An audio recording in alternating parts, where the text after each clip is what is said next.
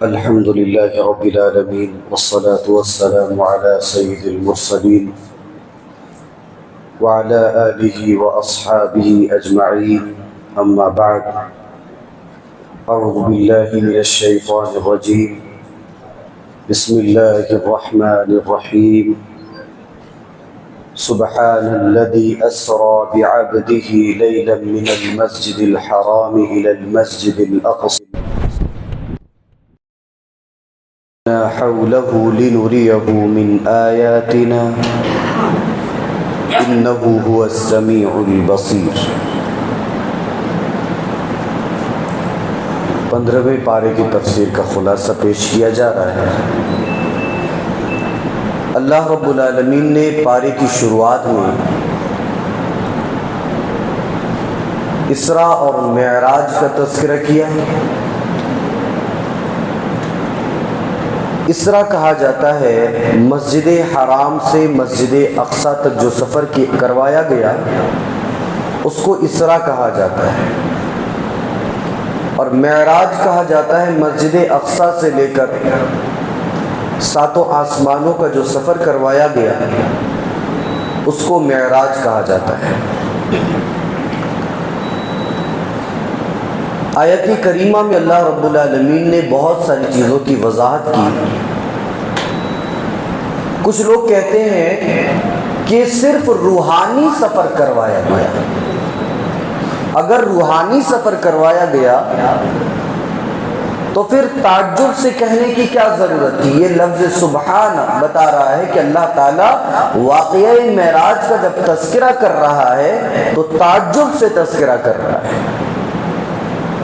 اور اگر روحانی سفر کروایا گیا تھا تو اللہ کے پیارے حبیب صلی اللہ علیہ وسلم نے کہا کہ میں جو ہے رات کے ایک چند حصے میں 7 آسمانوں کا سفر کر لیا اور مسجد حرام سے مسجد اقصیٰ تک بھی گیا اور وہاں پر جا کے میں نے نبیوں کی امامت کروائی.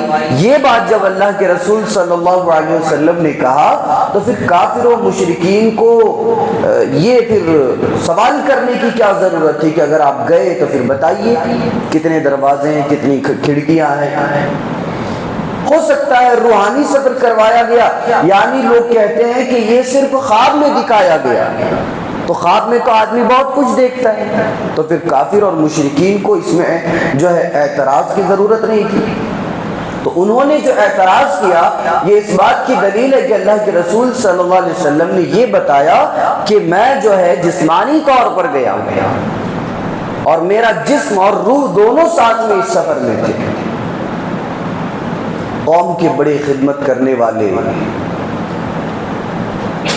سر سید احمد خان نے بھی اس چیز کا انکار کیا. کہا کہ جسم کے ساتھ اللہ کے رسول صلی اللہ علیہ وسلم نہیں گئے تھے بلکہ وہ صرف روح ان کی روح لے کے گئے تھے اور روحانی سفر کروایا گیا، خواب میں دکھایا گیا. اللہ تعالیٰ کیا کہتا ہے قرآن کے الفاظ میں سنیں. سبحان الذي اسرى بعبده ليلا من المسجد الحرام الى المسجد الاقصى. پاک ہے وہ اللہ جس نے اپنے بندے کو مسجد حرام سے مسجد اقصیٰ کی طرف لے گیا. الذی بارکنا حولہ لنریہ من آیاتنا، جس کے آس پاس ہم نے برکت کو رکھ دیا ہے. اللہ تعالیٰ یہ بیان فرما رہا ہے کہ پاک ہے وہ ذات جس نے اپنے بندے کو، پاک ہے وہ اللہ جس نے اپنے بندے کو مسجد حرام سے مسجد اقصیٰ کی طرف لے گیا. تو یہاں پر اللہ تعالیٰ نے بندے کا لفظ استعمال کیا. یہ نہیں کہا کہ ہم پاک ہے وہ ذات جس نے اپنے رسول کو لے گیا، اللہ تعالیٰ نے کہا جس نے اپنے بندے کو لے گیا. تو یہ لفظ عبد بتلا رہا ہے کہ اگر پیارے حبیب صلی اللہ علیہ وسلم کے لیے عبد کا لفظ استعمال کیا جائے، بندے کا لفظ استعمال کیا جائے تو کوئی غلط بات نہیں، اس میں گستاخی کی کوئی بات ہی نہیں ہے، اس لیے کہ اللہ تعالیٰ استعمال کر رہا ہے. پاک ہے وہ ذات جس نے اپنے بندے کو مسجد حرام سے مسجد اقصی کی طرف لے گیا. اور آگے اللہ تعالیٰ کہہ رہا ہے الذی بارکنا حولہ لنریہ من آیاتنا, جس کے آس پاس ہم نے برکت کو رکھ دیا ہے. ہم اس لیے لے کے گئے تاکہ ہم اس کو اپنی آیات اور اپنی نشانیاں دکھلا دیں. اللہ تعالیٰ نے یہاں پر اس چیز کو واضح کر دیا. اور پیارے حبیب صلی اللہ علیہ وسلم مسجد حرام سے مسجد اقصی کی طرف گئے, اور سفر کرنے کے بعد مسجد اقصی میں نبیوں کی امامت کروائی. اور نبیوں کی امامت کے بعد حضرت جبرائیل علیہ السلام نے پیارے حبیب کو براق میں بٹھایا, اور براق میں بٹھانے کے بعد پیارے حبیب کو ساتوں آسمانوں کا سفر کروایا, انبیاء سے ملاقات کروائی, جنت و جہنم کا دیدار کروایا. اور پھر ساری چیزیں ہونے کے بعد رسول اللہ صلی اللہ علیہ وسلم کو حضرت جبرائیل نے پھر واپس لا کے چھوڑ دیا. صبح ہوئی تو پیارے حبیب نے بتایا او لوگو ذرا سنو, میں کل رات جو ہے رات کے ایک چھوٹے سے حصے میں مسجد حرام سے مسجد اقصی کی طرف گیا, اور مسجد اقصی میں نے نبیوں کی امامت بھی کروائی. اور پھر نبیوں کی امامت کے بعد میں نے ساتوں آسمانوں کا سفر کیا. ساتوں آسمانوں کے سفر کے بعد میں نے انبیاء سے بھی ملاقات کی, اور نبیوں سے ملاقات کے بعد میں نے جنت اور جہنم کو بھی دیکھا. جہنم میں میں نے یہ چیزیں دیکھی, جنت میں میں نے یہ چیزیں دیکھی, ساری چیزیں بتلا دی. کافر اور مشرکین آئے, کہا اے اللہ کے نبی, اے محمد, اگر آپ یہ کہتے ہیں کہ آپ نے مسجد اقصی کا سفر کیا اور کل رات تھوڑی سی رات میں آپ نے مسجد اقصی کا سفر کیا, ہم تو جاتے ہیں تو 40 دن لگ جاتے ہیں, 50 دن لگ جاتے ہیں, مہینہ بھر لگ جاتا ہے, 2 مہینے لگ جاتے ہیں. تجارت کے غرض سے یہ لوگ جایا کرتے تھے. معلوم تھا کہ مسجد حرام سے مسجد اقصی کتنی دوری پر ہے, لوگ جایا کرتے تھے. اے محمد, اگر آپ یہ کہتے ہیں کہ آپ مسجد اقصی کو دیکھ کر آئے ہیں تو ذرا بتائیے تو صحیح اس میں کتنے دروازے ہیں, کتنی کھڑکیاں ہیں. یہ سوالات جو ہے کافر و مشرکین کرنے لگے. اللہ کے رسول صلی اللہ علیہ وسلم کو بڑا افسوس ہوا کہ اگر میں اس کا جواب نہ دے پاؤں تو پھر تو میں ان لوگوں کی نظر میں جھوٹا بن جاؤں گا, میری تعلیمات جھوٹی ہو جائیں گی, میری نبوت و رسالت یہ لوگ جھٹلا دیں گے. اور اس وقت کیمرے کا زمانہ نہیں, جیسے آج ہم لوگ کہیں جاتے, تاج محل چلے گئے اور قطب مینار چلے گئے تو پھر جا کے سیلفی وغیرہ لیتے ہیں, ویڈیوز وغیرہ بناتے ہیں. تو جب سیلفی لیتے ہیں, ویڈیوز بناتے ہیں تو اس میں ساری چیزیں کیچ ہو جاتی ہیں. وہ زمانہ سیلفی کا زمانہ نہیں, وہ زمانہ کیمرے کا زمانہ نہیں. اور نبی یہ سب تو کرنے کے لیے گئے نہیں تھے, ان کو تو بس انبیاء کی امامت کروانی تھی, کروا دیے, آگے بڑھ گئے. تو وہاں پر جا کے کھڑکیاں گننا, دروازہ گننا, یہ سب نبی کا کام نہیں تھا.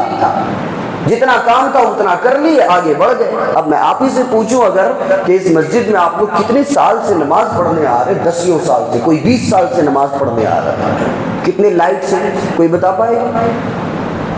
کوئی نہیں بتا پائے گا. کسی کو اگر کھڑا کر کے پوچھ دیا جائے تمہاری شرٹ میں بٹن کتنا ہے تو نہیں بتا پائے گا. وہ 2 سال سے وہ شرٹ پہن رہا ہے, اس سے پوچھو کہ تمہاری شرٹ میں بٹن کتنا ہے تو نہیں بتا پائے گا. تو کام بٹن گننا نہیں ہے, شرٹ کو پہننا ہے. کام آ کے مسجد میں پنکھے اور لائٹس کو گننا نہیں ہے, مسجد میں آ کر نماز پڑھنا ہے. تو جو کام ہوتا ہے ہم وہ کام کر کے نکل جاتے ہیں. اور پیارے حبیب کا وہاں پر کام یہ تھا کہ انبیاء کی امامت کروانی تھی, تو بس نبیوں کی امامت کروائی, آگے بڑھ گئے. یہ کافر و مشرکین لائے سوال کرنے لگے کہ اللہ کے رسول بتائیے یہ چیز کتنے ہیں وہاں پر. پیارے حبیب نے کہا پہلے تو خاموش رہے, اور جب بعد میں اللہ تعالیٰ نے وحی کے ذریعے سے بتا دیا, دکھا دیا ساری چیزیں کہ دیکھیں اللہ کے رسول یہاں پر اتنی کنڈیاں ہیں, اتنے دروازے ہیں, اتنی کھڑکیاں ہیں, اتنے کھمبے ہیں, ساری چیزیں اللہ تعالیٰ نے وحی کے ذریعے سے دکھلا دی اور بتلا دی. تو اللہ کے رسول صلی اللہ علیہ وسلم نے پھر ان لوگوں کو کہا, پریشان کرنا تھا انہیں بس, تو پریشان کرنے کے لیے آئے تھے پیارے حبیب کو. یہ ساری چیزیں ہو جانے کے بعد کفار و مشرکین جو ہے سوچنے لگے کہ اب تو بڑا اچھا بہانہ ملا ہے, جو اسلام قبول کیے ہیں ان کے جو ہے ارادے بدلنے کے لیے بڑا اچھا بہانہ ہے. یہ کافر و مشرکین حضرت ابو بکر کے پاس گئے، اے ابو بکر یہ تمہارا نبی اور تمہارا پیغمبر تمہارا رسول تو یہ کہتا ہے کہ وہ رات کے تھوڑے سے حصے میں مسجد حرام سے مسجد اقصی کی طرف گیا اور مسجد اقصی سے 7 آسمانوں کا سفر کیا، اور 7 آسمانوں کے سفر کے بعد وہ جنت اور جہنم کو بھی دیکھا، اور یہ ساری چیزیں دیکھنے کے بعد وہ دوبارہ لوٹ آیا۔ یہ پوری رات کا بھی واقعہ نہیں ہے بلکہ رات کے چند حصے کا واقعہ ہے۔ اے ابو بکر تم کیا کہتے ہو، تمہاری کیا رائے ہے؟ حضرت ابو بکر کہتے ہیں کہ میرا تو ایمان یہ ہے کہ یہ میرا پیغمبر اور یہ میرا نبی ایسا نبی ہے جو جبرائیل سے کلام کرتا ہے، جو جبرائیل سے باتیں کرتا ہے، جبرائیل اس کے لیے جو اللہ کا وحی اور اللہ کے پیغامات لے کر آتے ہیں۔ مجھے جب ان چیزوں پر ایمان ہے تو میں ذرا اس چیز کو کیسے کر کے جھٹلاؤں، میں کیسے اس چیز کو جو ہے جھٹلا دوں، اس کی تکذیب کر دوں۔ حضرت ابو بکر کہنے لگے کہ اگر میرا محمد صلی اللہ علیہ وسلم یہ کہتا ہے تو پھر مجھے اس بات پر بھی ایمان۔ حضرت ابو بکر کا ایمان دیکھیں، سارے کفار و مشرکین جھٹلا رہے ہیں، تذبذب میں ہیں اور شش و پنج میں مبتلا ہے کہ یہ کیا معاملہ۔ حضرت ابو بکر کہنے لگے کہ اگر یہ میرے پیارے حبیب کہہ رہے ہیں تو پھر مجھے اس بات پر بھی یقین ہے۔ اللہ کے نبی جناب محمد الرسول اللہ صلی اللہ علیہ وسلم نے اسی وقت حضرت ابو بکر رضی اللہ تعالیٰ عنہ کو جو ہے صدیق کا لقب دے دیا۔ اس کے بعد جو ہے اللہ رب العالمین نے تذکرہ کیا بنی اسرائیل کا، وَقَضَيْنَا إِلَى بَنِي إِسْرَائِيلَ فِي الْكِتَابِ لَتُفْسِدُنَّ فِي الْأَرْضِ مَرَّتَيْنِ وَلَتَعْلُنَّ عُلُوًّا كَبِيرًا۔ ہم نے صاف فیصلہ کر دیا تھا کہ یہ جو بنی اسرائیل ہے، یہ بنی اسرائیل جو ہے زمین میں فساد برپا کریں گے، وَلَتَعْلُنَّ عُلُوًّا كَبِيرًا، اور یہ جو ہے بڑی زیادتیاں کریں گے، زمین کے اندر فساد برپا کریں گے۔ اللہ تعالیٰ نے یہ بات جو ہے تورات کے اندر بیان فرما دی تھی، یہ پیشین گوئی اللہ تعالیٰ نے تورات کے اندر بیان فرما دی تھی۔ کہا اللہ تعالیٰ نے فَإِذَا جَاءَ وَعْدُ أُولَاهُمَا بَعَثْنَا عَلَيْكُمْ عِبَادًا لَنَا أُولِي بَأْسٍ شَدِيدٍ۔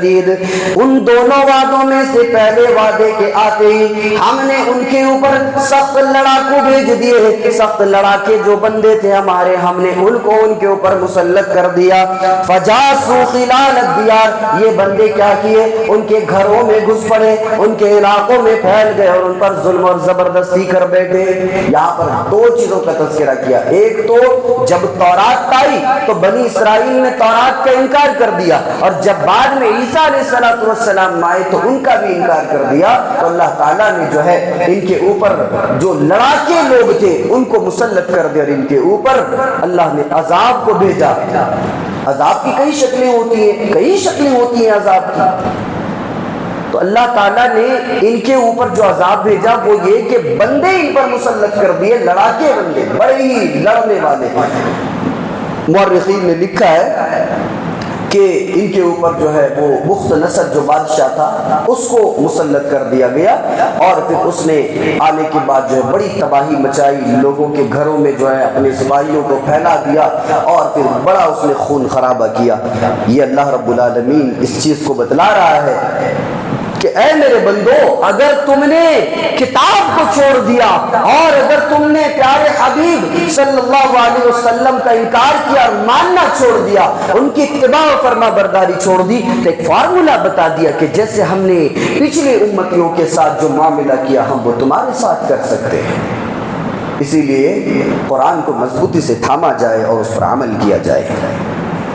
اللہ تعالیٰ نے اس کے بعد بیان فرمایا قرآن ہی کے تعلق سے، إِنَّ هَذَا الْقُرْآنَ يَهْدِي لِلَّتِي هِيَ أَقْوَمُ وَيُبَشِّرُ الْمُؤْمِنِينَ الَّذِينَ يَعْمَلُونَ الصَّالِحَاتِ أَنَّ لَهُمْ أَجْرًا كَبِيرًا۔ بے شک یہ قرآن وہ راستہ، یہ قرآن وہ کتاب ہے جو سیدھا راستہ بتلاتا ہے، اور آگے کا وَيُبَشِّرُ الْمُؤْمِنِينَ الَّذِينَ يَعْمَلُونَ الصَّالِحَاتِ، اور یہ قرآن جو ہے مومنوں کو بشارت دیتا ہے جو لوگ نیک اعمال کرتے ہیں، جو لوگ اچھے اعمال کرتے ہیں، صالح اعمال کرتے ہیں، یہ قرآن ان لوگوں کو جو ہے بشارت دیتا ہے۔ کس چیز کی بشارت دیتا ہے؟ ان لہم اجرا کبیرا، کہ ان لوگوں کے لیے اللہ تعالیٰ کے ہاں بہت بڑا اجر ہے۔ یہاں پر جو اللہ تعالیٰ نے قرآن کی بات کو بتلایا اور یہ بیان کیا کہ اے میرے بندو، جو کتاب ہم نے تم پر نازل کی ہے یہ وہ کتاب ہے کہ اگر تم اس کتاب کو اپنی زندگی کا جزء لا ینفک بنا لو گے،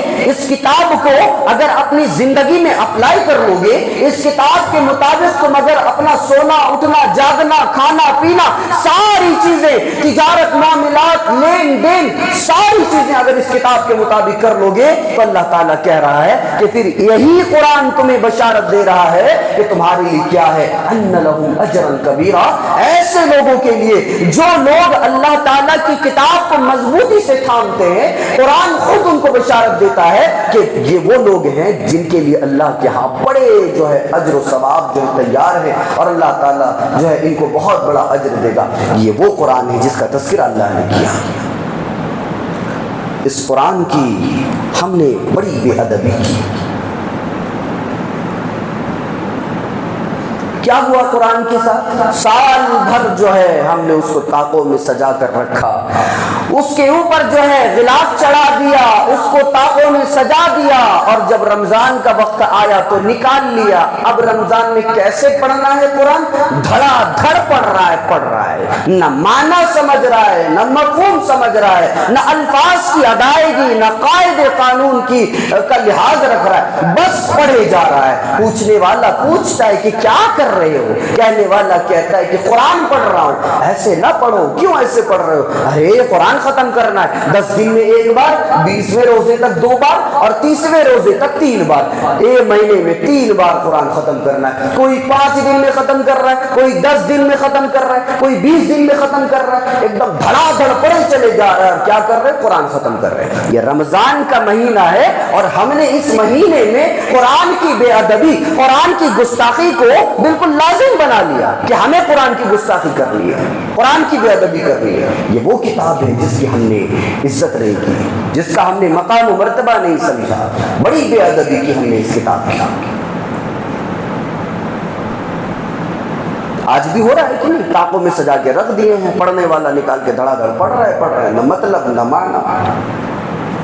تو اس چیز سے منع کیا گیا کہ یہ نہیں کرنا ہے، اور کیا کرنا ہے قرآن بتاتا ہے۔ ان ھذا القرآن یہدی للتی ہی اقوم، اے میرے بندو یہ وہ کتاب ہے جو تمہیں سیدھا راستہ دکھاتی ہے، یہ وہ کتاب ہے جو تمہارے لیے ستیہ مارگ کو واضح کرتا ہے، یہ وہ کتاب ہے جو تمہارے لیے سیدھے راستے کو ہموار کرتا ہے، سیدھا راستہ بتلاتا ہے۔ اے میرے بندو یہی قرآن اگر تم اپنی زندگی میں اپلائی کر لو گے، اسی کتاب کو اگر تم مضبوطی سے تھام لو گے تو یہی کتاب جو ہے تمہیں پھر بشارت دے گا، اور یہی کتاب جو ہے تمہارے لیے یہ بشارت لے کر آئے گا کہ اے اس کتاب کو پڑھنے والوں، اے اللہ کی اس کتاب کی تلاوت کرنے والوں، سنو تمہارے لیے اللہ کے یہاں بہت ہی زیادہ اجر و ثواب ہے۔ سو اس کتاب کو مضبوطی سے تھاما جائے۔ کیوں؟ اس کتاب کو چھوڑ کر کوئی بھی بندہ کامیاب نہیں ہوا ہے۔ تاریخ اٹھا کر دیکھیے، جنہوں نے اس کتاب کی بے ادبی کی، جنہوں نے اس کتاب کو چھوڑ دیا اور اس کتاب کو چھوڑ کر زندگی میں کامیاب ہونا چاہے، سکسسفل ہونا چاہے، وہ لوگ پھر کامیاب نہیں ہو پائے۔ وقتی طور پر لگا کہ کامیاب ہو گیا بندہ، لیکن وہ اصل کامیابی نہیں ہے۔ اللہ تعالیٰ نے آگے بیان کیا، کیسے بیان کر رہا ہے دیکھیں، وَكُلَّ إِنسَانٍ أَلْزَمْنَاهُ طَائِرَهُ فِي عُنُقِهِ، قیامت کا نقشہ کھینچا گیا کہ جب قیامت کا دن ہوگا تو پھر ہم بندوں کے نام اعمال کو ان کی گردنوں سے لٹکا دیں گے۔ اے اللہ، نام اعمال کو گردنوں سے لٹکانے کی کیا ضرورت؟ قرآن کہتا ہے کہ اللہ تعالیٰ قیامت کے دن بندوں کے نام اعمال کو ان کی گردنوں سے لٹکا دے گا۔ وَكُلَّ إِنسَانٍ أَلْزَمْنَاهُ طَائِرَهُ فِي عُنُقِهِ، وَنُخْرِجُ لَهُ يَوْمَ الْقِيَامَةِ كِتَابًا يَلْقَاهُ مَنْشُورًا، قیامت کے دن ہم جو ہے ان کے نام اعمال کو نکالیں گے اور ان کی گردنوں میں لٹکا دیں گے۔ آگے کے الفاظ سنیں، اقرأ کتابک، اللہ تعالیٰ فیصلہ نہیں کرے گا، اللہ تعالیٰ حساب نہیں لے گا، اللہ تعالیٰ خود کہے گا اقرأ کتابک، ہم نے جو کتاب تیری گردن میں لٹکائی ہے، ہم نے جو نام اعمال تیری گردن میں لٹکائی ہے، اس کو ذرا کھول لے اور اس کو ذرا پڑھ لے کے دیکھ اس میں کیا لکھا ہوا ہے۔ تو خود اس کو پڑھ لے، خود اس کو دیکھ لے اور تو خود فیصلہ کر لے کہ تجھے جنت میں جانا چاہیے یا جہنم میں جانا چاہیے۔ بندہ دیکھے گا کہ نام اعمال میں نیکیاں ٹھیک ٹھاک ہیں، اے اللہ تیرے فضل سے جو تو مجھے عطا کر دے، اللہ تعالیٰ ایسے بندوں کو جنت عطا کر دے گا۔ اور ایک ایسا شخص جو اپنی گردن میں لٹکے ہوئے نام اعمال کو کھولے گا، دیکھے گا کہ اس میں تو برائیاں ہی برائیاں ہیں، اس میں گناہ ہی گناہ ہیں، اس میں تو جرائم ہی جرائم ہیں، اس میں تو ساری گندی چیزیں ملی ہوئی ہیں اور اس کتاب کے اندر میری ایک بھی نیکی نہیں ہے۔ بندہ خاموش ہو جائے گا، اللہ تعالیٰ فرشتوں کو حکم دے گا کہ اے فرشتوں اٹھاؤ، یہ خاموش ہو گیا ہے، اس کو اٹھا کر لے جاؤ اور جہنم میں اس کو ڈال دو۔ تو اللہ تعالیٰ جو ہے قیامت کے دن نام اعمال کو بندوں کی گردن میں لٹکا دے گا کہ تم خود فیصلہ کرو، اقرأ کتاب پڑھو۔ کفا بنفسک اليوم علیک حسیبا، اللہ تعالیٰ انہی کے ہاتھ میں دے دے گا کہ تم خود فیصلہ کرو کہ تمہیں کہاں جانا ہے۔ تو اس دن شرمندگی اور ندامت سے اگر بچنا ہے تو اسی کتاب کو مضبوطی سے تھامنا پڑے گا۔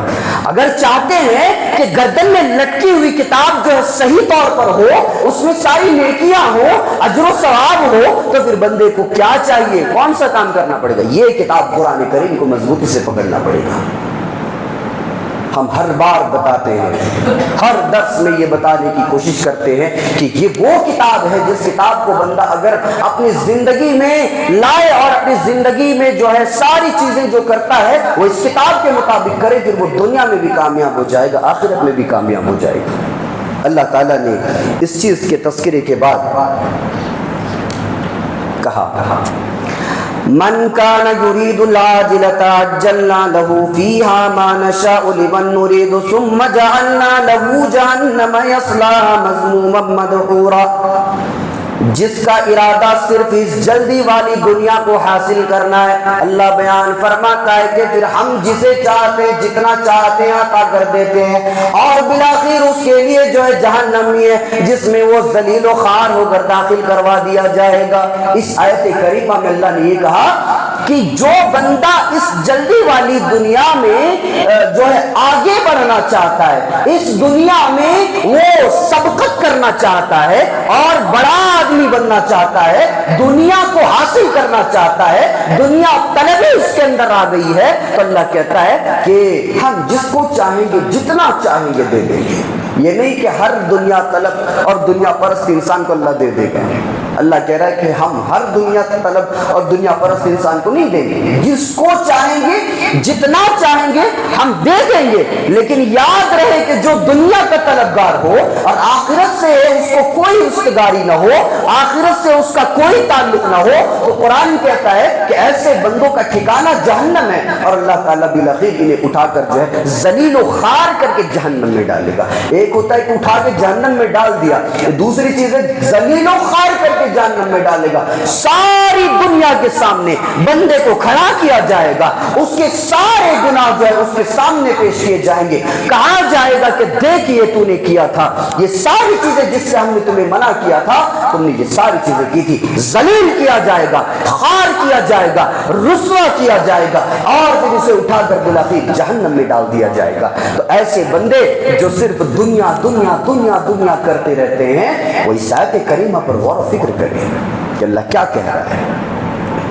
کہا اللہ تعالیٰ نے وَمَنْ أَرَادَ الْآخِرَةَ وَسَعَى لَهَا سَعْيَهَا وَهُوَ مُؤْمِنٌ فَأُولَئِكَ كَانَ سَعْيُهُمْ مَشْكُورًا، کہ جس نے ارادہ کیا آخرت کو حاصل کرنے کی، دیکھیں بہت توجہ سے سنیے، جس نے ارادہ کیا آخرت کو حاصل کرنے کی، وَسَعَى لَهَا سَعْيَهَا وَهُوَ مُؤْمِنٌ، اور جس نے کوشش کی تو وہ مومن ہے. اور اللہ تعالیٰ بیان فرماتا ہے کہ دو چیزیں بیان کی، ایک تو اس نے ارادہ کیا اور دوسری چیز جو ہے اس نے کوشش کی.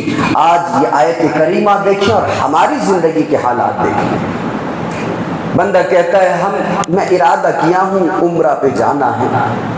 ایسا نہیں کہ نہیں جا سکتا، اللہ نے بہت دے رکھا ہے، جا سکتا ہے، لیکن کہتا ہے میں عمرہ پہ جاؤں گا، میں نے ارادہ کیا ہے. بندہ کہتا ہے میں حج پہ جاؤں گا، میں نے ارادہ کیا ہے. کہتا ہے میں نماز پڑھوں گا، میں نے ارادہ کیا ہے. اللہ تعالیٰ نے صرف ارادے کا تذکرہ نہیں کیا، کہا کہ وسعی لہا سعیہا، صرف ارادہ نہیں کرنا ہے بلکہ کوشش کرنا ہے. تو صرف ارادہ کر لینا کافی نہیں ہے، کوشش کی جائے کہ جو چیز آپ نے ارادہ کیا ہے جس کام کا، اس کو جو ہے آپ کرنے کی کوشش کریں. اللہ تعالیٰ نے کہا یہی لوگ مومن ہیں. کہا غزوہ تبوک میں بھی جو ہے منافقین آئے، اللہ کے رسول ہم نے ارادہ کیا تھا جانے کا لیکن یہ مسئلہ ہو گیا، وہ مسئلہ ہو گیا. اللہ نے بھی قرآن میں کہا کہ اے میرے پیارے حبیب یہ منافقین آپ کے پاس آئیں گے اور کہیں گے کہ ہم نے ارادہ کیا تھا لیکن ہوا نہیں. تو ارادہ نہیں کرنا ہے خالی، بلکہ اس کو عملی جامہ پہنانا ہے، اس کو کرنا ہے. اللہ تعالیٰ نے کرنے کا حکم دیا اور کوشش کرنے کا حکم دیا، کیونکہ بندہ اگر نیک کام میں کوشش کرے گا تو اللہ تعالیٰ اس کو اس کی توفیق دے گا. اس کے بعد اللہ رب العالمین نے جہاں بھی توحید کا تذکرہ کیا، کہیں بھی اٹھا کر دیکھ لے قرآن کریم کے اندر اکثر جگہوں پر جہاں پر اللہ تعالیٰ نے اپنی توحید کا ذکر کیا وہاں پر اللہ تعالیٰ نے ماں باپ کا تذکرہ کیا اور کہا کہ ان کے ساتھ جو ہے حسن سلوک کا معاملہ کیا جائے، ان کے ساتھ بہترین معاملہ کیا جائے. کیا کہتا ہے قرآن کریم؟ وَقَضَىٰ رَبُّكَ أَلَّا تَعْبُدُوا إِلَّا إِيَّاهُ وَبِالْوَالِدَيْنِ إِحْسَانًا. بیان فرما اللہ تعالیٰ نے کہ تم سارے کے سارے لوگ اللہ تعالیٰ کی عبادت کرو، الا ایاہ وبالوالدین احسانا، اور پھر والدین کے ساتھ تم حسن سلوک بھی کیا کرو. عبادت کا تذکرہ اللہ تعالیٰ نے کیا اور اس کے بعد میں اللہ تعالیٰ نے والدین کے ساتھ حسن سلوک کا حکم دیا. یعنی اگر رب العالمین اللہ تعالیٰ رب ہے تو یہ ماں باپ مربی ہیں. یعنی مفسرین نے لکھا ہے کہ اگر ماں باپ جو ہے وہ رب ہے تو یہ ماں باپ اگر مربی ہے تو اللہ تعالیٰ رب ہے، اللہ اگر رب ہے تو یہ ماں باپ مربی ہے. تو جہاں اللہ تعالیٰ انسان کے پیدا ہونے کا اصل جو ہے مالک اللہ تعالیٰ ہے کہ اس کے حکم کے بغیر بندہ پیدا نہیں ہو سکتا، تو وہیں پر یہ ماں باپ جو ہے ذریعہ بنتے ہیں اولاد کے پیدا ہونے کے. تو اللہ تعالیٰ پیدا کرنے والا، ماں باپ پیدا کرنے والے، تو اللہ تعالیٰ رب ہوا، ماں باپ مربی ہوئے. تو ایسے ماں باپ کے لیے جو اللہ تعالیٰ نے کہا کہ ان کے ساتھ اس نے سلوک کا معاملہ کیا جائے. آپ اندازہ لگائیں کہ ایک مان لیجیے مثال کے طور پر ایک گھر ہے جو پٹری کے بالکل سائیڈ میں ہے، جہاں سے ٹرین گزرتی ہے وہ پٹری کے سائیڈ میں ہے. وہاں پر ایک فیملی رہتی ہے، وہاں پر ایک گھرانہ رہتا ہے. رات میں 2 بجے وہاں سے ٹرین گزرتی ہے. ماں جو ہوتی ہے اس کو عادت ہے، وہ ٹرین کی آواز سن سن کے عادی ہو گئی ہے. وہ ٹرین گزر رہا ہے، اس کو فرق نہیں پڑے گا وہ کتنے تیز و ترار سے گزرتی ہے ٹرین اور کتنی آوازیں نکالتی ہوئی گزرتی ہے. لیکن ماں جو سوئی ہوئی ہے، وہ جو عورت سوئی ہوئی ہے، اس کو کوئی فرق نہیں پڑے گا. کیوں؟ عادت ہے، اس کو عادی بن چکی ہے وہ آواز سن سن کے. لیکن اگر وہیں پر وہی ماں اپنے بچے کی چھوٹی سی تھوڑی سی ہلکی سی رونے کی آواز اگر سن لے تو پھر ماں کی نیند حرام ہو جاتی ہے، ماں پھر جاگ جاتی ہے. یہ ماں ہے، یہ ماں ہے. آج ماں باپ کے ساتھ کیا کیا گیا؟ کیا سلوک ہے ہمارا؟ نوجوانوں کا سلوک کیا ہے؟ ہمارا سلوک کیا ہے؟ بڑوں کا سلوک کیا ہے جن کے ماں باپ زندہ ہیں؟ ماں باپ کو طرح طرح کی باتیں سنایا جا رہا ہے. اللہ تعالیٰ کی توفیق سے اگر کوئی لائق فائق بن گیا، کسی کام میں آ گیا، اللہ تعالیٰ نے اگر کوئی عہدہ کوئی منصب دے دیا، تو اب یہ اس کی زبان اتنی تیز ہو گئی کہ وہ ماں باپ کو سنا رہا ہے. ماں باپ کو سناتا ہے آپ نے کیا کیا میرے لیے، آپ نے کیا ہی کیا میرے لیے، جو کچھ ہے وہ تو میں نے کر لیا. بندہ جب پیشاب کر لیتا تھا بستر پہ تو اس کی ماں جو ہے اس کو اچھے بیڈ پر، اچھے بستر پر، اچھی جگہ پر سلاتی تھی اور وہ خود اس بھیگے ہوئے اور ٹھنڈی کے ماحول میں بھی اس بھیگے ہوئے پیشاب کے اوپر سو جاتی ہے. یہ ماں کا مقام و مرتبہ ہے. اللہ تعالیٰ نے کہا کہ اما یبلغن عندک الکبر احدہما، اگر وہ دونوں زندہ ہوں یا ان میں سے ایک زندہ ہو، او کلاہما، اگر ان میں سے دونوں زندہ ہوں یا ایک زندہ ہو، تو کہا کہ اگر وہ تمہارے ساتھ ہوں، دونوں اگر ساتھ ہو تو دونوں کے ساتھ اس نے سلوک کرنا ہے، اگر پھر ایک ہو تمہارے ساتھ تو اس کے ساتھ بھی سلوک کرنا ہے۔ ایک تو پہلے دو کا تذکرہ کیا کہ اگر دو ساتھ ہو تو ان کے ساتھ اس نے سلوک کرنا، اور اگر ایک ہے تو اس کے ساتھ بھی سلوک کرنا، اس لیے کہ اگر دو بوڑھا بوڑھی ہے اور اگر بوڑھا کہیں کسی معاملے میں اگر وہ رنجیدہ ہو گیا، کبیرہ قاتل ہو گیا، پریشان ہو گیا، تو بڑھیا کے پاس جائے گا اور کہے گا کہ یہ معاملہ ہے، میں پریشان ہو گیا۔ اب بڑھیا کو اگر کبھی کوئی پریشانی آ گئی تو وہ بوڑھے کے پاس آئے گا، کہے گا کہ میں پریشان ہو گیا ہوں، لیکن اگر ان میں سے ایک ہو تو پھر کیسے وہ کس کے پاس جائے پریشانی سنانے کے لیے؟ تو کہا کہ اگر ایک ہو تو وہ بدرجہ اولا احسان کے مستحق ہے، اس کے ساتھ اس نے سلوک کیا جائے۔ فلا تقل لهما اف، مفسرین کہتے ہیں کہ عربی زبان میں اف جو ہے دھمکانے کے لیے اور ڈانٹنے کے لیے سب سے کم جو ہے بہت ہی ہلکا لفظ ہے۔ اف اگر کسی کو عربی میں کہا جائے تو یہ بہت ہی ہلکا لفظ ہے، اگر اس سے بھی ہلکا لفظ ہوتا تو اللہ تعالیٰ اس کو بیان کرتا کہ تم یہ نہ کہو، لیکن اللہ تعالیٰ سب سے ہلکے لفظ کو لا کر یہ کہہ رہا ہے کہ اے میرے بندو، اگر تمہارے ماں باپ زندہ ہیں تو پھر تم انہیں اف تک نہ کہو، اف تک کہنے کو منع کیا گیا۔ آج آپ دیکھیں گے کئی علاقے ہیں مسلمانوں میں بھی یہ چیز ہے، دیکھیں بہت کم لوگ ہوتے ہیں ایسے، مسلمانوں میں بہت کم لوگ ہوتے ہیں الحمدللہ، اور مسلمانوں کے علاوہ جتنے مذاہب ہیں ان میں بھی یہ چیز ہے۔ پوری دنیا کا جائزہ لے لیں، کبھی کبھی تو ایسے ویڈیوز آتے ہیں کہ ماں باپ کو مارا جا رہا ہے، ان کی گردنوں پہ لات رکھی جا رہی ہے۔ اللہ اکبر، یہ معاملہ ہوتا ہے ماں باپ کے ساتھ۔ اللہ تعالیٰ نے کہا کہ فلا تقل لهما اف ولا تنهرهما، اور انہیں جھڑکنا بھی نہیں ہے، ان کے ساتھ بدتمیزی سے پیش نہیں آنا ہے۔ وقل لهما قولا کریما، اللہ تعالیٰ نے جب مسلمانوں کو بہترین بات کرنے کا حکم دیا تو دوسرے الفاظ کا استعمال کیا، لیکن جب ماں باپ سے بات کرنے کا حکم دیا تو کریمہ کا لفظ لا کر یہ بتلا دیا کہ بیسٹ بات کرنا ہے، بہترین انداز میں بات کرنا ہے، تمہارے لفظ میں صفت کریم ہونی چاہیے، تمہارے ہر جملے میں ادب اور احترام ہونی چاہیے۔ یہ اللہ تعالیٰ نے ماں باپ سے بات کرنے کا طریقہ بتایا۔ وَخْفِضْ لَهُمَا جَنَاحَ الذُّلِّ مِنَ الرَّحْمَةِ، کہا کہ اپنے ان بازوؤں کو ماں باپ کے سامنے پھیلانا نہیں۔ اگر بندہ اکڑ کے ماں باپ کے سامنے کھڑا ہوتا ہے قرآن اس کی اجازت نہیں دیتا۔ ماں باپ کے سامنے ادب و احترام کے ساتھ کھڑا ہوا جائے اور ماں باپ کے ساتھ جو ہے بہت نرمی کا معاملہ کیا جائے۔ اللہ تعالیٰ نے یہ ماں باپ کے تعلق سے بتایا۔ اس کے بعد جو ہے اللہ تعالیٰ نے کہا وَلَا تُبَذِّرْ تَبْذِيرًا، فضول خرچی نہیں کرنا ہے۔ کیوں؟ اس لیے کہ اِنَّ الْمُبَذِّرِينَ كَانُوا إِخْوَانَ الشَّيَاطِينَ، جو فضول خرچی کرتے ہیں وہ شیطان کے بھائی ہوتے ہیں۔ فضول خرچی کرنے والوں کو اللہ تعالیٰ نے شیطان کا بھائی قرار دیا۔ کیوں؟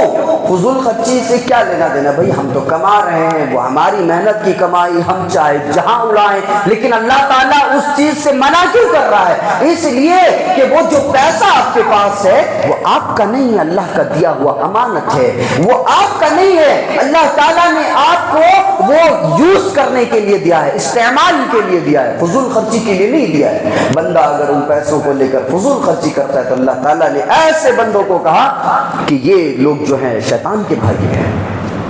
ایک اور چیز، قیامت کے دن جب سوال ہوگا مال کے تعلق سے، اے بندے تو نے مال کہاں سے کمائی، لیکن مال کے تعلق سے دوہرا سوال ہوگا، دوسرا سوال ہوگا کہ تو نے مال وہاں سے کمائی، بڑی محنت و مشقت سے تو نے مال کمائی، اب ذرا بتا کہ یہ مال تو نے خرچ کہاں کیا؟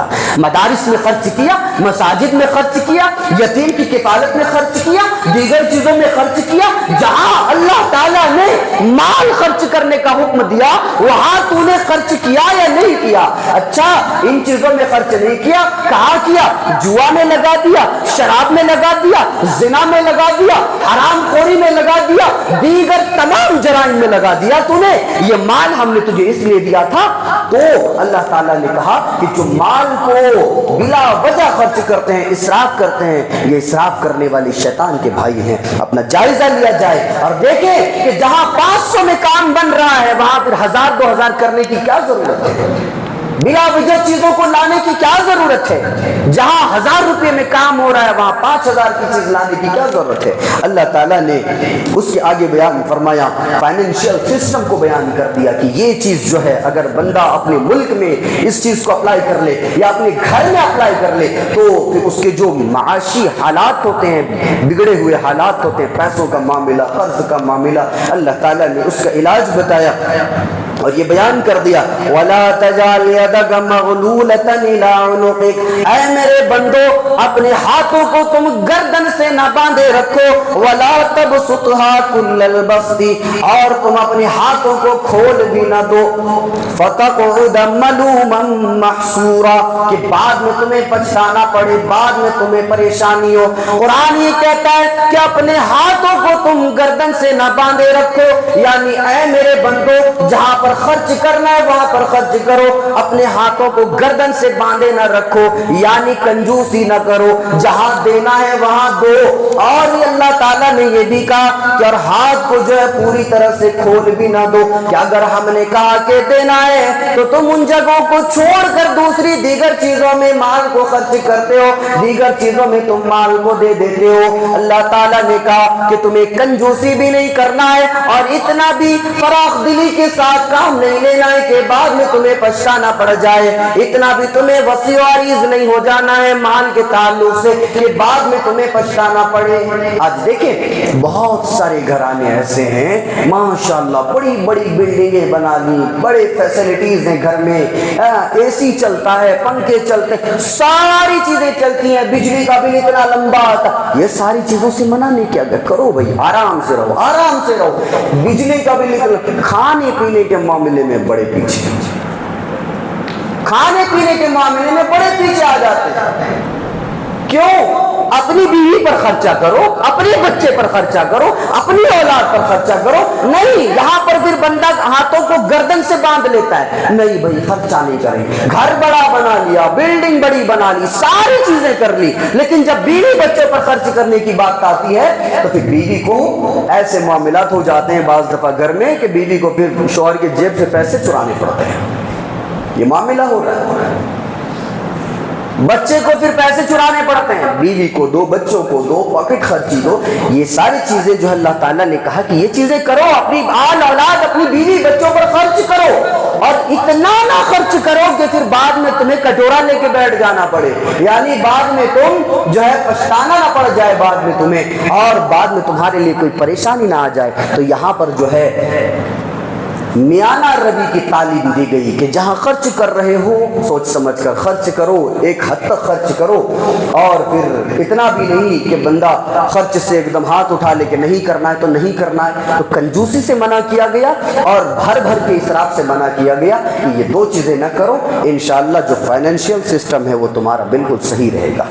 یہ کتاب کیسی کتاب ہے، کیا کیا باتیں بولتا ہے۔ آگے دیکھیں اللہ تعالیٰ نے کیا کہا، وَلَا تَقْتُلُوا أَوْلَادَكُمْ خَشْيَةَ إِمْلَاقٍ، اللہ تعالیٰ نے بیان فرمایا کہ اے میرے بندو وَلَا تَقْتُلُوا أَوْلَادَكُمْ خَشْيَةَ إِمْلَاقٍ، اپنے بچوں کو، اپنی اولاد کو مال کے ڈر سے، کھلانے پلانے کے ڈر سے اور رزق کے ڈر سے تم قتل نہ کرو۔ اللہ تعالیٰ نے اپنی اولاد کو قتل کرنے سے منع کیا، لیکن آج ہم دیکھ لیں، ہمارے ملک کے حالات دیکھ لیں، دنیا جہان کے حالات دیکھ لیں، آج بچہ پیدا ہونے سے پہلے ہی پتہ چل جاتا ہے کہ بچہ پیدا ہونے والا ہے یا بچی پیدا ہونے والی ہے۔ بہت سارے علاقے ایسے ہیں جہاں پر بچی کی پیدائش کو بہت ہی غلط سوچا جاتا ہے، آج بھی غلط سوچا جاتا ہے، اور بہت سارے علاقے ایسے ہیں جہاں پر بچی کی پیدائش سے ڈرتے ہیں کہ بچی پیدا ہو جائے گی، آج سے 10 15 سال بعد 20 سال بعد اس بچی کی شادی کروانی رہے گی، اور جب اس بچی کی شادی کروانی رہے گی تو پھر وہ گھوڑے جوڑے کی جو رسمیں ہیں اور وہ جو جہیز کی ساری چیزیں ہیں وہ ساری چیزیں کرنی پڑیں گی، منگنی کی رسمیں ادا کرنی پڑیں گی، بہت ساری چیزیں کرنی پڑیں گی۔ بندہ ڈر جاتا ہے، کہتا ہے کہ بچی اگر پیدا ہو جائے اس کو 15-20 سال اپنے مال سے کھلاؤ پلاؤ پال پوس کر بڑا کرو، اور جب یہ جوان ہو جائے، جب یہ خوبصورت ہو جائے، جب یہ کسی لائق بن جائے تو پھر اس کو تو دوسرے گھر میں بیاہی دینا ہے۔ بندہ سوچتا ہے، طرح طرح کی باتیں خیال میں لاتا ہے، اور پھر اسکیننگ کے ذریعے سے جب پتہ چلتا ہے کہ ماں کے پیٹ میں جو بچہ ہے وہ بچہ نہیں بچی ہے، بندہ کہتا ہے کہ اس کو ساقط کروا دیا جائے، اس بچی کو گرا دیا جائے، اس بچی کو قتل کر دیا جائے، ہم اس بچی کو پال نہیں سکتے، ہم اس بچی کو پوس نہیں سکتے، ہم اس بچی کی پرورش نہیں کر سکتے۔ یہ ہو رہا ہے کہ نہیں ہو رہا ہے؟ ہندوستان میں بھی یہ چیز آج بھی ہو رہا ہے، آج بھی یہ چیز ہو رہا ہے۔ پہلے تو غیر قانونی تھا، اب قانونی طور پر کہا کہ ہاں بھئی کرنے والا کر سکتا ہے، کرنے والا کر سکتا ہے اس چیز کو۔ پہلے غیر قانونی تھا لیکن بعد میں اس کو قانونی طور پر اجازت دے دیا گیا کہ اگر کوئی ایسا کرتا ہے تو وہ کر سکتا ہے۔ قرآن اس چیز سے منع کرتا ہے، وَلَا تَقْتُلُوا أَوْلَادَكُمْ خَشْيَةَ إِمْلَاقٍ، کہ تم جو ہے اپنی اولاد کو املاق کے ڈر سے، مال و دولت کے ڈر سے، کھلانے پلانے اور رزق کے ڈر سے قتل نہ کرو۔ قرآن کی تعلیم ہے، اس لیے کہ آگے کے جملے میں اللہ تعالیٰ نے کہا نحن نرزقهم وإياكم، ہم انہیں بھی رزق دیں گے اور تمہیں بھی دیتے ہیں۔ تو جہاں ہم تمہیں دیتے ہیں تو ہم انہیں بھی دیں گے رزق۔ یہ اللہ کہتا ہے کہ تمہیں رزق کے معاملے میں اپنی اولاد کے تعلق سے ڈرنا نہیں چاہیے۔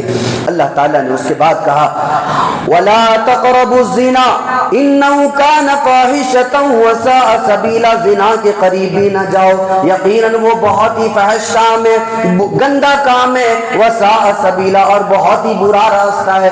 اللہ تعالیٰ نے یہاں پر زنا کے قریب بھی جانے سے منع کر دیا، یہ نہیں کہا کہ زنا نہ کرو بلکہ کہا کہ زنا کے قریب بھی نہیں جانا ہے۔ اللہ تعالیٰ نے زنا کے قریب بھی جانے سے منع کر دیا۔ آج دیکھیں ہمارے ملک ہندوستان کے حالات دیکھیں، نوجوانوں کی شادیاں نہیں ہو رہی ہیں، نوجوانوں کو شادیوں سے دور رکھا گیا ہے، اور جو اس کا نتیجہ یہ ہوتا ہے کہ پھر یہ نوجوان لڑکیوں یا لڑکیاں پھر غیروں کے ساتھ اور نامحرموں کے ساتھ جو ہے زندگی گزار رہے ہیں، راتیں بسر کر رہے ہیں، دنوں رات کاٹ رہے ہیں۔ اللہ تعالیٰ کہتے ہیں وَلَا تَقْرَبُوا الزِّنَا إِنَّهُ كَانَ فَاحِشَةً وَسَاءَ سَبِيلًا، زنا کے قریب بھی نہیں جانا ہے۔ جب یہاں باپ اپنی اولاد کو چاہے وہ بیٹا ہو یا بیٹی ہو شادی نہ کروائے تو پھر وہ غیروں کے ساتھ اپنے تعلقات کو مضبوط کرے گا ہی۔ یہ تو چیز ہی فطرتی چیز ہے کہ اس ضروریات انسان کی، ان کی جو ضروریات کو پورا کیا جائے۔ اللہ تعالیٰ نے اس چیز سے منع کیا۔ آج دیکھیے ملک ہندوستان کی حالات کیا ہیں، آج جو ہے زیادہ تر لڑکیوں کے معاملات ہیں، اور جو ہے بچیوں کے، مسلمان لڑکیوں کے حالات جو ہے سامنے آتے ہیں کہ فلاں جگہ کی فلاں لڑکی جو مدرسے میں پڑھنے والی تھی، مدرسے کی طالبہ تھی، جوان ہو گئی اور کسی غیر مذہب اور ہندو کے ساتھ وہ بھاگ کے چلی گئی، اور کسی وہ بتوں کی پوجا کرنے والے کے ساتھ بھاگ کے چلی گئی۔ یہ آج مسلمان بچیوں کا حال ہے، مسلمان لڑکیوں کا حال ہے، ان کے ساتھ جا کے وہ زنا بھی کر رہی ہیں، ان کے ساتھ جا کے وہ گندے کام بھی انجام دے رہی ہیں، ان کے ساتھ پھر وہ بھاگ کے بھی جا رہی ہیں اور زندگی گزار رہی ہیں، اور پھر انجام کیا ہو رہا ہے وہ بھی کسی سے ڈھکی چھپی ہوئی بات نہیں ہے، پھر ان کا انجام کیا ہوتا ہے۔ تو یہ چیز جو اللہ تعالیٰ نے کہا کہ اس کے قریب بھی نہیں جانا، اور اس سے بچنے کے کیا کیا راستے ہیں حدیث کے اندر وہ ساری چیزیں واضح ہیں۔ اللہ تعالیٰ نے اس کے بعد جو ہے کہا وَلَا تَقْفُ مَا لَيْسَ لَكَ بِهِ عِلْمٌ، جس چیز کا علم نہ ہو اس کے پیچھے نہیں پڑنا ہے۔ جی، جس چیز کا علم نہ ہو اس کے پیچھے نہیں پڑنا ہے۔ اچھا کیا چیز بتایا گیا؟ میرے بارے میں آپ لوگوں کو کوئی خبر مل گئی کہ ہاں بھئی ایسا ہے ویسا ہے، اب کیا ہوا؟ راستے میں کھڑے ہو کے ہر آدمی کے ساتھ بحث کر رہا ہے، وہ آدمی ایسا ہے ویسا ہے، یہ ہے وہ، کمنٹس کرنے لگے۔ تو اس چیز سے منع کیا گیا کہ جو چیز تم نہیں جانتے اس کے پیچھے نہیں پڑنا ہے، اور اگر تمہیں کوئی چیز ملے، کوئی بات ملے، کوئی خبر ملے تو اس کی تحقیق کی جائے، تفتیش کیا جائے۔ اور اسی آیت کریمہ کے اندر یہ چیز بھی بتلا دیا گیا کہ اے بندو، تمہارے واٹس ایپ میں کوئی ویڈیو آتا ہے، کوئی تحریر آتی ہے، فوراً سے تم اس کو فارورڈ کر دیتے ہو، فوراً سے تم اس کو اپنی اسٹیٹس میں لگا دیتے ہو۔ کہا کہ تمہیں معلوم بھی ہے وہ کیا ہے؟ آج نوجوان، کتنے نوجوانوں کے اسٹیٹس ہم دیکھتے ہیں، چیک کرتے ہیں، ماشاءاللہ اہل حدیث ہے، حدیث کا ماننے والا، قرآن کا ماننے والا، منہج سلف جو ہے وہ اختیار کیے ہوئے ہے، لیکن اس نے رکھا کس کا ہے؟ مقلد کا ویڈیو رکھ دیا اسٹیٹس میں، رکھ دیا ایسے آدمی کا ویڈیو اسٹیٹس میں جو صحابہ کو گالیاں دیتا ہے، جو صحابہ کی صحابیت کا انکار کرتا ہے، ایسے آدمی کا بندہ اسٹیٹس میں لگا دیا، اسٹیٹس میں لگا دیا۔ کہا گیا کہ بھائی اس کا نہ رکھو، ارے بھائی جو اچھی بات بتا رہا ہے وہ لینے میں کیا، ایسے لوگوں کو پروموٹ کیوں کیا جائے جو صحابہ کی صحابیت کا انکار کرے؟ یہاں اللہ تعالیٰ نے وہی چیز بتایا کہ جو چیز تمہیں نہیں معلوم تم اس کے پیچھے نہ پڑو، وَلَا تَقْفُ مَا لَيْسَ لَكَ بِهِ عِلْمٌ، جس چیز کا علم نہ ہو اس کے پیچھے نہ پڑا جائے۔ سوشل میڈیا میں آج اس آیت کریمہ کو دیکھیں اور ہمارا جو سوشل میڈیا کا جو نیٹ ورک ہے اس کو دیکھا جائے کہ ہم کیا کر رہے ہیں، سوشل میڈیا میں ہم کیا کر رہے ہیں، اس کو فالو کر لیے، اس کو لائک کر دیے، اس پر ماشاءاللہ والی کمنٹ کر دیے جو صحابہ کی صحابیت کا انکار کرتا ہے، ایسے لوگوں کو ہم پروموٹ کر رہے ہیں۔ اللہ تعالیٰ نے کہا کہ اس چیز سے باز رہا جائے، اس چیز سے دور رہا جائے۔ اس کے بعد اللہ تعالیٰ نے بڑی بہترین بات بیان فرمائی، یوم ندعو کل اناس بامامہم، اللہ تعالیٰ نے بیان فرمایا کہ ہم اس دن جو اپنے بندوں کو ان کے اماموں کے ساتھ بلائیں گے، ہم ان کے اماموں کے ساتھ بلائیں گے۔ تفسیر ابن کثیر میں جو ہے لکھا گیا ہے کہ امام سے مراد جو ہے نام اعمال ہے۔ دوسری چیز بیان کی گئی کہ امام سے مراد انبیاء ہے، امام سے مراد جو ہے انبیاء ہے، یعنی موسیٰ کی قوم موسیٰ کے ساتھ آئے گی، عیسیٰ کی قوم عیسیٰ کے ساتھ آئے گی، ابراہیم کے ماننے والے ابراہیم کے ساتھ آئیں گے، یعنی جتنے اقوام ہیں ہم ان کو نبیوں کے ساتھ بلائیں گے۔ اور تیسرا جو قول نقل کیا گیا کہ جو ہے کتاب، یہاں امام سے مراد کتاب ہے کہ محمد الرسول اللہ کے امتی جو ہیں وہ قرآن کے ساتھ آئیں گے، اور پھر دیگر جو تورات کو ماننے والے تھے ان کے ساتھ تورات ہوگی، جو زبور کو ماننے والے تھے وہ زبور کے ساتھ آئیں گے، جو انجیل کو ماننے والے تھے وہ انجیل کے ساتھ آئیں گے۔ اور چوتھی جو چیز بیان فرمائی وہ کہا گیا کہ امام سے مراد وہ آدمی جس کو لوگ فالو کرتے ہیں، وہ آدمی جس کو لوگ فالو کرتے ہیں۔ آج دیکھ لیجئے مفسر نے لکھا ہے کہ اگر چوتھا مفہوم اگر مراد لے لیا جائے تو لکھا ہے، تفسیر میں لکھا ہے کہ ھذا اکبر الشرف لاصحاب الحدیث، اگر چوتھا مفہوم لے لیا جائے کہ لوگ ان کے اماموں کے ساتھ آئیں گے، اماموں سے مراد وہ آدمی جس کو لوگ فالو کرتے ہیں، تو کہا گیا کہ یہ اہل حدیث کے لیے بڑی شرف کی بات ہے، اس لیے کہ اہل حدیث جو ہے محمد الرسول اللہ صلی اللہ علیہ وسلم کو فالو کرتے ہیں۔ کہا گیا کہ اگر چوتھا مفہوم مراد لے لیا جائے، امام یعنی امام جس کو بندہ فالو کرتا ہے، اگر اس کے ساتھ قیامت کے دن آنا ہوگا تو یہ سب سے بڑا بہت بڑے شرف کی بات ہے اہل الحدیث کے لیے۔ جی اہل حدیث، حدیث کا ماننے والا، قرآن و حدیث کے مطابق چلنے والا، منہج سلف پر قائم و دائم رہنے والے کے لیے یہ بڑی شرف کی بات ہے۔ امام ابن کثیر رحمۃ اللہ علیہ نے اس کو لکھا ہے، اچھا یہ تو اہل الحدیث کا معاملہ ہے کہ وہ اپنے امام محمد الرسول اللہ صلی اللہ علیہ وسلم کے ساتھ آئیں گے، لیکن وہ آدمی جو امام ابو حنیفہ کو فالو کرتا تھا، وہ آدمی جو امام احمد بن حنبل کو فالو کرتا تھا، امام شافعی کو فالو کرتا تھا، امام مالک کو فالو کرتا تھا، پھر وہ اپنے اماموں کے ساتھ آئیں گے اور پھر دیکھا جائے گا کہ کون سیدھے راستے پر جائیں گے۔ یہاں تو اماموں کا تذکرہ کیا گیا کہ امام جو جس کو آدمی فالو کرتا ہے، تو یہ بڑی شرف کی بات ہے اہل حدیث کے لیے کہ اہل حدیث جو ہے اپنا امام صرف ایک کو مانتا ہے، اور وہ جناب محمد الرسول اللہ صلی اللہ علیہ وسلم کو مانتا ہے۔ یہی کہ اٹھتی نہیں نگاہ اب کسی اور کی طرف، ایک شخص کا دیدار پابند کر گیا۔ اہل حدیث تو یہی کہتا ہے۔ آگے جو ہے اللہ تعالیٰ نے ایک آیت کریمہ کے اندر 5 نمازوں کا تذکرہ کیا، کہا اقیم الصلاۃ لدلوک الشمس الی غسق اللیل وقرآن الفجر۔ سورج ڈھلنے سے لے کر رات کی تاریکی تک نماز کو پڑھا جائے، اور وقرآن الفجر کے بعد کہہ دیا گیا کہ فجر کے بعد جو ہے تم قرآن کی تلاوت کرو، تو اللہ تعالیٰ نے ایک ہی آیت میں 5 نمازوں کا تذکرہ کر دیا۔ اللہ تعالیٰ نے اس کے بعد یہ بیان فرمایا، سورۃ الکہف جو شروع ہوتی ہے وہاں پر اللہ تعالیٰ نے اصحاب کہف کا واقعہ بیان فرمایا۔ اصحاب کہف کے بارے میں ہم یہ جانتے ہیں، کچھ لوگ جو ہے کمنٹس کرتے ہیں، کچھ لوگ جو ہے رائے دیتے ہیں کہ یہ جو اتنے لوگ تھے، معلوم نہیں ہے، جو قرآن میں بھی بتایا گیا کہ جو چیز تمہیں نہیں معلوم اس کے پیچھے نہ پڑو، نہیں معلوم ہے پھر بھی بتا رہے ہیں اصحاب کہف میں اتنے لوگ تھے، اتنے لوگ تھے، معلوم بھی ہے نہیں معلوم ہے لیکن کہہ رہے کہ اتنے لوگ تھے، قرآن بتاتا ہے کتنے لوگ تھے۔ پہلے تو یہ سمجھ لیں اللہ تعالیٰ نے جو کہا فَلَعَلَّكَ بَاخِعٌ نَفْسَكَ عَلَىٰ آثَارِهِمْ إِن لَّمْ يُؤْمِنُوا بِهَٰذَا الْحَدِيثِ أَسَفًا، اللہ تعالیٰ نے یہاں پر بیان فرمایا کہ اے میرے پیارے حبیب، اگر یہ مشرکین ایمان نہ قبول کریں تو کیا آپ اپنے آپ کو ہلاک کر لیں گے؟ کیا آپ اپنے آپ کو ہلاک کر لیں گے؟ تو اللہ تعالیٰ نے یہاں اپنے نبی کے لیے نفس کا لفظ استعمال فرمایا، کیا آپ اپنے نفس کو ہلاک کر لیں گے؟ تو اپنے پیارے حبیب کے لیے جب نفس کا لفظ استعمال فرمایا تو یہ معلوم ہوا کہ پیارے حبیب صلی اللہ علیہ وسلم کے اندر بھی جان تھی، نفس کا لفظ یہ بتلا رہا ہے۔ اور جو لوگ کہتے ہیں کہ نبی علیہ الصلوۃ والسلام بس پردہ کر گئے ہیں، وہ بس چھپ گئے ہیں، تو وہ انتقال نہیں کیے، تو اللہ تعالیٰ نے قرآن کریم میں دوسری جگہ نفس کا لفظ لا کر بتا دیا کہ کل نفس ذائقۃ الموت، ہر نفس کو موت کا مزہ چکھنا، اور اللہ تعالیٰ نے یہاں پر لفظ نفس کا استعمال کیا اپنے پیارے حبیب کے لیے، تو معلوم یہ ہوا کہ اللہ کے نبی صلی اللہ علیہ وسلم جو ہے وہ انتقال فرما گئے ہیں۔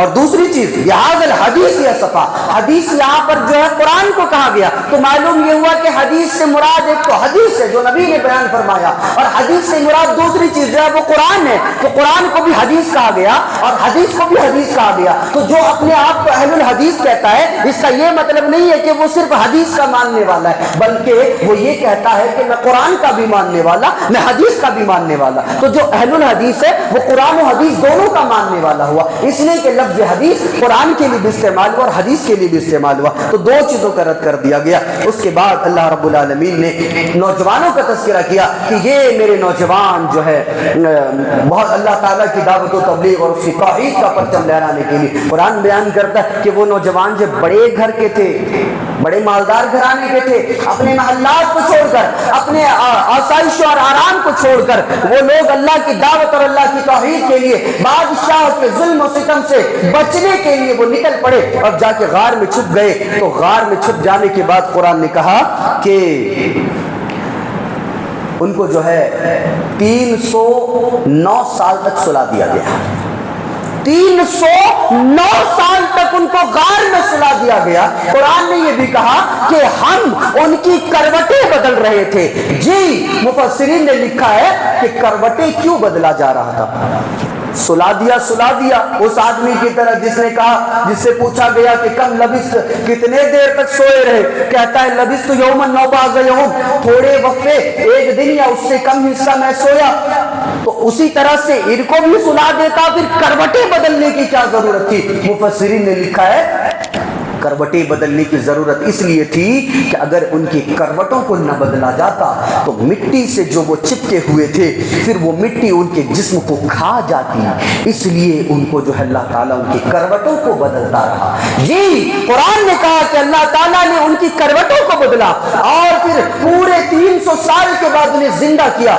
زندہ کرنے کے بعد آپس میں وہ لوگ باتیں کرنے لگے کہ کتنی دیر تک سوئے؟ ایک کہتا ہے ایک دن سوئے، ایک کہتا ہے نہیں تھوڑا وقفہ سوئے ہیں اب اٹھ گئے ہیں۔ یہ قرآن اللہ رب العالمین جو قرآن میں یہ واقعہ بیان کر رہا ہے کہ دیکھو ہم کیا کر سکتے ہیں، 300 سال تک سلا دیے، ذہن سے نکال دیا کہ ہم کیا کیے تمہارے ساتھ۔ یہ لوگ جو باتیں کرنے لگے، ایک نے کہا بھوک لگی ہے، بڑی بھوک لگی ہے۔ ارے یہ لو پیسے لو اور جاؤ پیسے لے کر کچھ کھانے پینے کی چیز لے کر رہو اور اچھے سے بات کرنا لوگوں سے، کہیں یہ نہ ہو کہ انہیں پتا چل جائے کہ ہم لوگ ہیں۔ اچھے سے بات کرنا، اس لیے کہ 300 سال پہلے وہ نوجوان جب بادشاہ کی ظلم و ستم کی وجہ سے نکلے تھے، اعلاء کلمت اللہ کے لیے نکلے تھے، گے تو اس وقت جو ہے پورے علاقے میں کفار و مشرکین کا دبدبا تھا، لیکن اب 300 سال کے بعد جو ہے پوری طرح سے اسلام پھیل چکا، پوری طرح سے توحید پھیل چکا، لیکن ان لوگوں کو کیا معلوم کیا ہوا ہے باہر؟ کہا کہ جاؤ، جانے کے بعد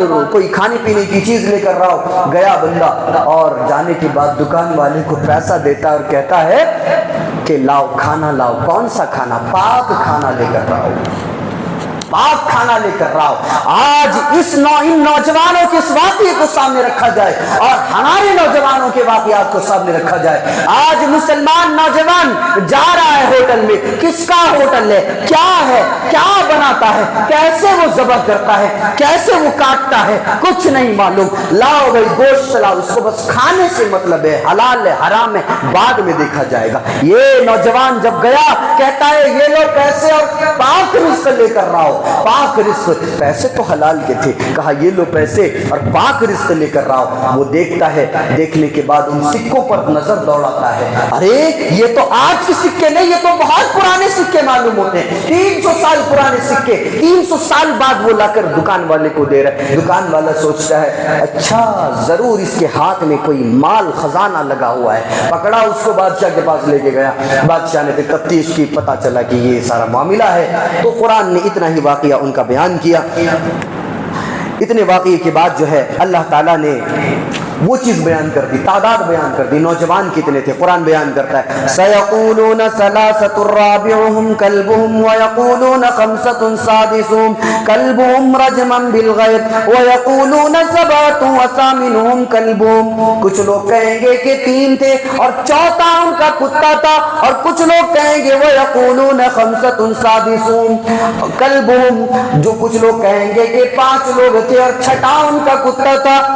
اور اللہ تعالیٰ نے بیان فرمایا رجمن بالغیب، یہ ساری کی ساری جو ہے کل پچو باتیں ہیں۔ وَيَقُولُونَ سَبْعَةٌ وَثَامِنُهُمْ كَلْبُهُمْ، اور جو ہے کچھ لوگ کہیں گے کہ 7 تھے اور 8واں کتا تھا، 7 لوگ تھے اور 8واں کتا تھا۔ اللہ تعالیٰ نے جب 4 کا تذکرہ کیا، رابعہم کلبہم، رابعہم و کلبہم نہیں کہا، رابعہم کلبہم، اور اس کے بعد کہا خمسۃ سادسہم، 5 لوگ تھے چھٹا ان کا کتا تھا، تو خمسۃ و سادسہم نہیں کہا۔ مفسرین نے کہا کہ یہ واو بتلا رہا ہے کہ 7 لوگ تھے اور 8واں ان کا کتا تھا۔ تو اللہ تعالیٰ نے ان کی جو تعداد تھی اس کو بھی بتا دیا۔ اس کے بعد میں اللہ رب العالمین نے حضرت موسیٰ اور خضر کا واقعہ بیان فرمایا کہ حضرت موسیٰ علیہ السلام جو ہے تقریر کر رہے ہیں، بہت جوشیلے انداز میں تقریر کر رہے ہیں۔ تقریر کے بعد کسی نے پوچھا کہ آپ سے بھی زیادہ جانکار کوئی ہے؟ تو کہنے لگے دیکھتے نہیں ہو میں اللہ سے باتیں کرتا ہوں، مجھ سے بڑا جانکار کون ہو سکتا ہے؟ اللہ تعالیٰ کو بات اچھی نہیں لگی۔ اللہ تعالیٰ نے کہا کہ چلو اب نکلو ہم دکھاتے، تم سے بھی بہتر کوئی ہے۔ تو اللہ تعالیٰ نے اس پورے واقعے کو بڑا مشہور واقعہ ہے اور یہ بہت سنے ہوئے ہیں آپ لوگ کہ حضرت موسیٰ علیہ السلام پھر نکلے اپنے جو ہے شاگرد یوشع بن نون کو لے کر نکلے۔ بعض مفسرین نے لکھا ہے کہ بعد میں اللہ تعالیٰ نے یوشع بن نون کو جو ہے نبی بنا دیا۔ تو حضرت موسیٰ علیہ السلام نکلے اور نکلنے کے بعد جو ہے گئے حضرت خضر علیہ السلام سے ملے، اور ملنے کے بعد کسی نے خضر کے بعد علیہ السلام لگایا، کسی نے نہیں لگایا، کسی کو نام میں بھی اختلاف ہے، وغیرہ وغیرہ بہت ساری باتیں ہیں۔ تو جانے کے بعد جو ہے دونوں نکل پڑے، اور جب وہاں سے خضر اور موسیٰ دونوں نکلے تو پھر یہاں سے یوشع بن نون کا واقعہ نہیں ہے، قرآن میں بھی نہیں، کہیں بھی نہیں ہے۔ ہو سکتا ہے کہ یوشع بن نون کو واپس بھیج دیا گیا کہ تم جاؤ تمہارا کام ہو گیا۔ دونوں نکلے، خضر کہنے لگے کہ موسیٰ اگر تم میرے ساتھ رہو گے تو تم صبر نہیں کر پاؤ گے۔ کہا کہ کر لو گے تو چلو۔ پھر جانے لگے، کشتی میں چڑھے تو دیکھا کہ کشتی والوں نے دیکھا 2 مولوی آ رہے ہیں، اللہ والے آ رہے ہیں، مولوی بیچارے ویسے بھی غریب آدمی ہوتے ہیں۔ کہا کہ بیٹھو کشتی میں بٹھا دیا، کہا کہ کہاں جانا ہے؟ وہاں جانا ہے، چلو لے کے چلے گئے، اور پیسے بھی نہیں لیے۔ دیکھا مولوی ہے تو چلو بھائی کیا پیسے لیں گے، پیسے نہیں لیے۔ اب کیا کیا خضر نے؟ وہ تختہ پکڑا اور تختہ پکڑ کے توڑ دیا۔ موسیٰ کہنے لگے ارے یہ کیا کر رہے ہو تم؟ ایک تو بیچارے نے پیسے نہیں لیا، اوپر سے تم اس کی کشتی توڑ رہے ہو۔ تو اس کی تفصیلات جو آگے آئیں گے انشاءاللہ ہم بتائیں گے۔ دوسری چیز جو کیا تو موسیٰ علیہ السلام نے کیا کہا؟ لِتُغْرِقَ أَهْلَهَا، ایک تو بیچاروں نے پیسہ نہیں لیا، اور تو یہ جو کر رہا ہے، تو کشتی والوں کو ہلاک کرنا چاہتا ہے، یہ لفظ اور یہ جملہ بتلا رہا ہے۔ موسیٰ علیہ السلام نے یہ نہیں کہا کہ تو مجھے ہلاک کرنا چاہتا ہے، کہا کہ تو کشتی والوں کو ہلاک کرنا چاہتا ہے۔ یہ اس بات کی دلیل ہے کہ انبیاء کو اپنی ذات سے زیادہ اپنی امت کی فکر ہوتی ہے۔ یہ آیت کا ٹکڑا بدلا رہا ہے۔ اس کے بعد جو ہے آگے بڑھنے کے بعد دیکھا بہت سارے بچے کھیل رہے ہیں، ایک بچے کو پکڑا گردن ہی مڑوڑ دی، تو کہا کہ یہ کیوں کیا تو نے؟ کہا کہ اس لیے، وہ تفصیلات جو ہے کل انشاءاللہ ہم بتائیں گے۔ چوتھی چیز جو ہے، انہوں نے کیا کیا، بستی میں گئے، بستی والوں سے کھانا پینا مانگا، بھوک لگی تھی، بستی والوں نے کہا نہیں دیں گے۔ دیکھا ایک دیوار جو ہے وہ منہدم ہونے والی ہے، وہ جو ہے ختم ہونے والی ہے، تو اس دیوار کو جو ہے اٹھا کر جو ہے صحیح سالم کر کے کھڑا کر دیا، اور پھر جو ہے موسیٰ کہنے لگے پہلے تو نے بچے کو قتل کر دیا، اس کے بعد اب دیوار کو بھی تو نے کھڑا کر دیا، یہ بستی والے تمہیں کھانا پینا بھی نہیں دیے، اگر تجھے دیوار ہی ٹھیک کرنا تھا تو کھانا مانگ لیتا، کچھ پانی مانگ لیتا، کچھ پیسے مانگ لیتا، جس سے ہم کھانا کھا لیتے، بڑی بھوک لگی ہے۔ تو کہا خضر نے کہ موسیٰ میں نے کہا تھا کہ تو صبر نہیں کر پائے گا، تو موسیٰ علیہ السلام نے کہا کہ ٹھیک ہے ہم صبر نہیں کر پائیں گے، تیرا راستہ الگ ہے، میرا راستہ الگ ہے، پھر وہاں سے الگ ہو گئے۔ اللہ تعالیٰ نے یہ 15ویں پارے میں ایسی بہترین باتوں کا تذکرہ کیا۔ دعا کریں پروردگار عالم سے ایمان و عمل صالح کی زندگی عطا فرمائے، آمین۔ وآخر دعوانا ان الحمد للہ رب العالمین، والسلام علیکم ورحمۃ اللہ وبرکاتہ۔